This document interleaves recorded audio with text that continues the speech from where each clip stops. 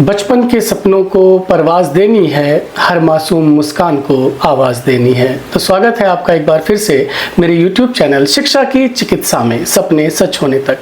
साथियों, ज़िंदगी की सबसे महत्वपूर्ण जो उम्र होती है वो कहा जाता है कि बुजुर्गी होती है, लेकिन बुजुर्गी दो प्रकार की, एक तो उम्र के नाते और एक इल्म के नाते।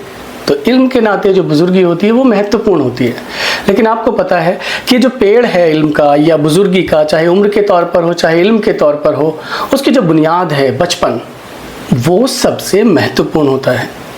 क्योंकि जिस पेड़ का बचपन गया उस पेड़ की सारी जवानी और तजुर्बा भी चला जाता है। मैं आपको यहाँ पर एक छोटा सा ग्राफ दिखा रहा हूँ, आप इस ग्राफ को देखिए। इस ग्राफ में यहाँ पर ब्रेन ग्रोथ विद एज है, यानी आयु के अनुसार मानसिक विकास।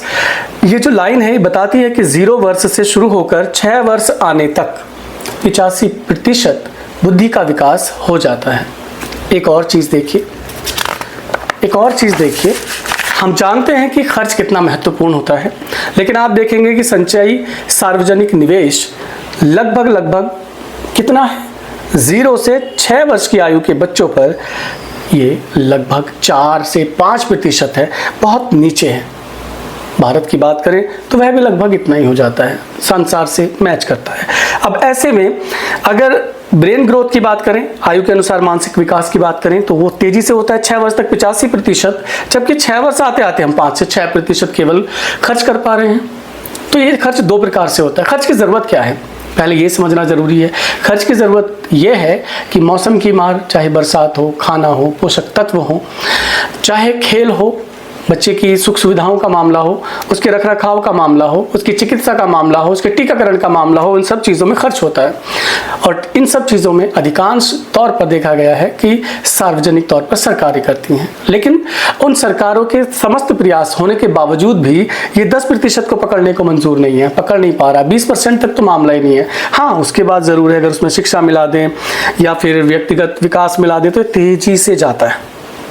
100% मानसिक विकास 24 वर्ष तक, और अगर देखा जाए जो इन्वेस्टमेंट है, जो खर्च है, वो 6 वर्ष के बाद बढ़ना शुरू होता है। अगर इसको हम 12 साल करें तो 12 साल की उम्र आने पर भी 40%, क्योंकि उस वक्त आने तक बच्चे के साथ में हम शिक्षा के ऊपर, उसकी खेलकूद की सामग्री के ऊपर खर्च करते हैं। लेकिन 6 वर्ष तक का क्या, जब बच्चा अधिकांश समय घर में होता है, तो यहाँ पर जिम्मेदारी कई तौर पर बढ़ जाती है, और सबसे पहली बढ़ती है अभिभावक की। तो वो जो पेड़ की बात कर रहे थे हम, तजुर्बेकार पेड़ की बात, उसकी सारी जिम्मेदारी अभिभावक के ऊपर सीधे तौर पर पड़ जाती है। लेकिन अकेले अभिभावक की नहीं पड़ती, उसमें समाज है, घर के सदस्य है, आपका माहौल है, जिस एनवायरनमेंट में आप रहते हैं, ये सब। तो चलिए कुछ एक टिप्स मैं आपको दे रहा हूँ जो आप कर सकते हैं। ध्यान रखें कि अगर आप विद्यार्थी हैं तो भी, चाहे आप अभिभावक हैं तो भी, अगर आप शादीशुदा जोड़े हैं तो भी, और अगर आप एक शिक्षक हैं तो भी, बहुत महत्वपूर्ण बात बताने जा रहा हूं। तो एक एक करके समझ लेते हैं। सबसे पहली बात, अभिभावक के जिनके बच्चे 6 वर्ष की आयु के भीतर हैं या फिर उसके बाहर निकल चुके हैं, वो क्या करें।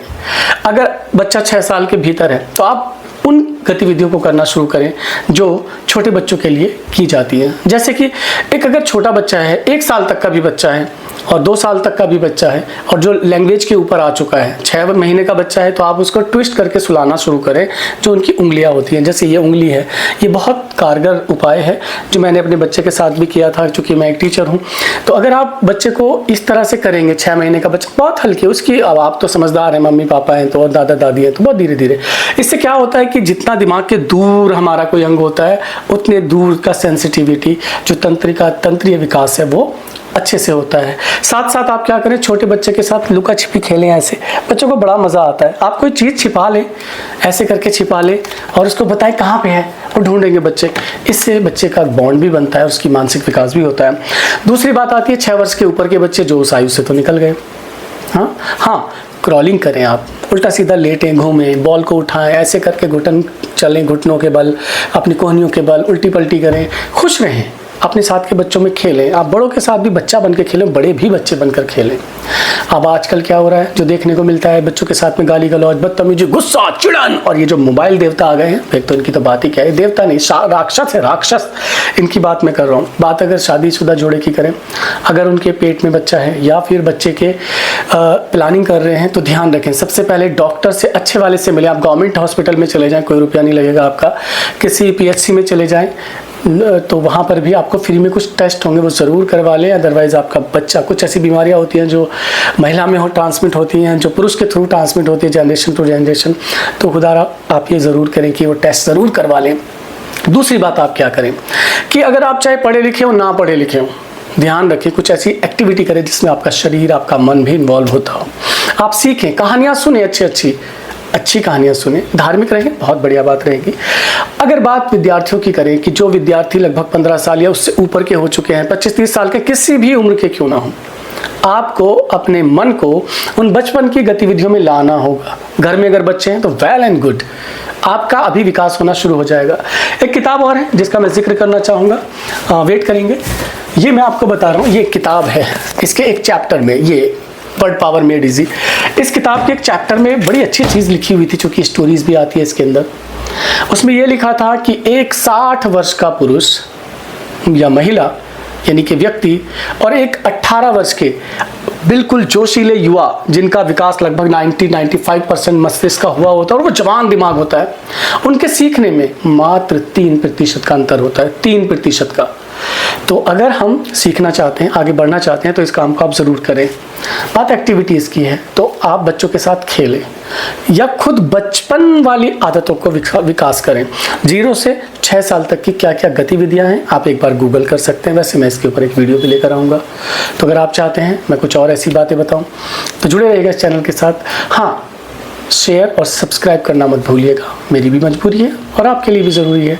मेरा मोटिवेशन रहेगा तो नई नई रिसर्च करके मैं अच्छी अच्छी चीज़ें लाता रहूँगा।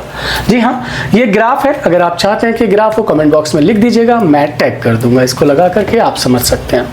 तो चलिए अगली वीडियो में मिलते हैं इसी जोश और एक नई और अच्छी बात के साथ। तब तक के लिए मुझे दीजिए विदा। Thank you very much.